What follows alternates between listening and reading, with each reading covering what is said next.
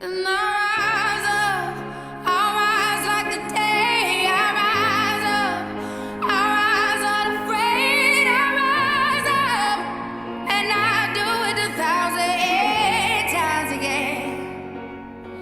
And I rise up. On a New York street, a man screams, "I can't breathe," before he exhales his final breath.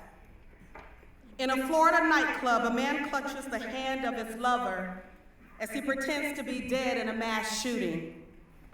In a South Carolina church, 9 men and women are murdered because of the color of their skin. In a Louisville home, a father has buried his 20-year-old daughter, killed by senseless violence. In a town in Syria, a man buries his twins, killed by chemical warfare. Their problems have now become prayers falling on deaf ears as we continue to exist underneath the veil of compassion, wearing masks of mirages cloaked in the emperor's garments of concern. As Thomas Merton so eloquently penned, we are living in the greatest revolution in history. A huge spontaneous upheaval of the entire human race, not the revolution planned and carried out by any particular party, race, or nation, but a deep elemental boiling over of all the inner contradictions that have ever been in man.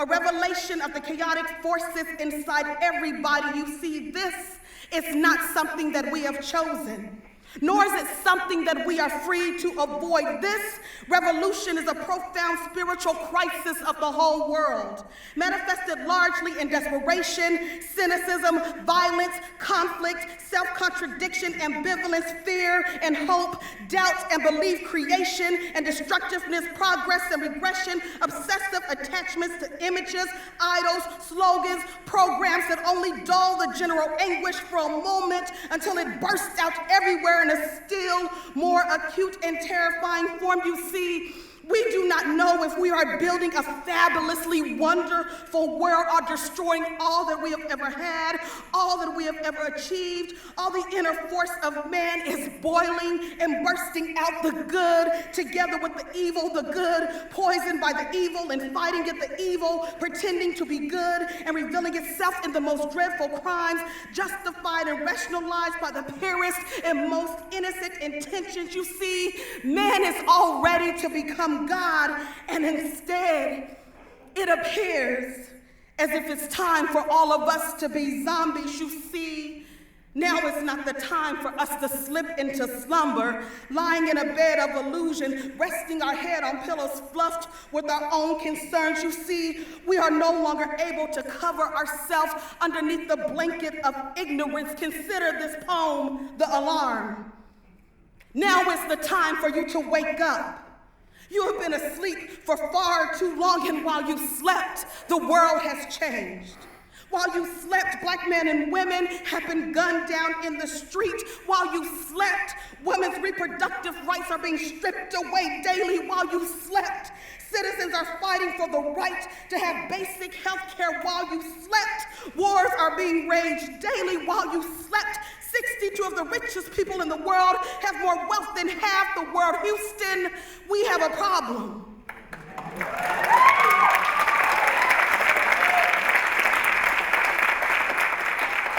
You see, I am not here to entertain you. I am on assignment to shake a nation from its slumber, and now is the time for you to wake up. You no longer have the choice to remain silent. You see, good people were silent during slavery. Good people were silent during the Holocaust.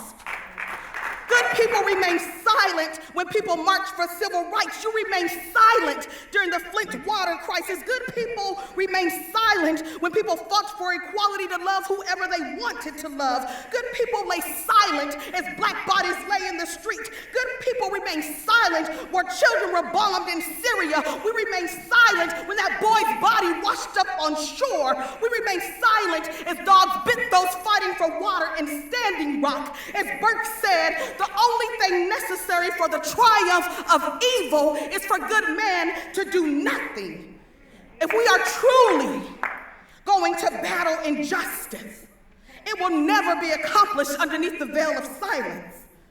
We must have the courage to break through the silence and say enough. I stand with them because this is not right. Change only happens when ordinary people stand up and become extraordinary.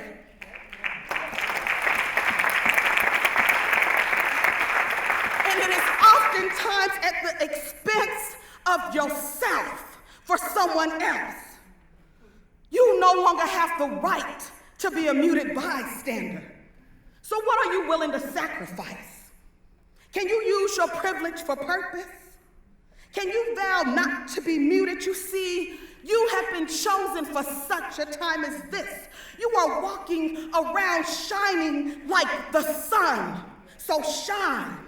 It doesn't matter what you do, but what matters is that you do something. It is time out for selective vision, pretending that you cannot see the horror, injustice, and suffering all around you. The plane is on fire. And if we burn, you burn too. There is no way out because, as Dr. King said, we are caught up in an inescapable network of mutuality, tied together by a seamless garment of destiny. Whatever affects one directly affects us all indirectly. So my answer to those that ask me, what can I do? It is simple. Do your part. Compassion is found in the small things. Compassion is found in everything. All we have to do is look around and find the humanity in everyone else. It is the incessant drop of water that can break through a mountain, that can change the world. This revolution is as close as your own front door. Vow to impact those around you. Vow to make a difference in your corner of the world, and be amazed how we can change the world, one act of compassion at a time.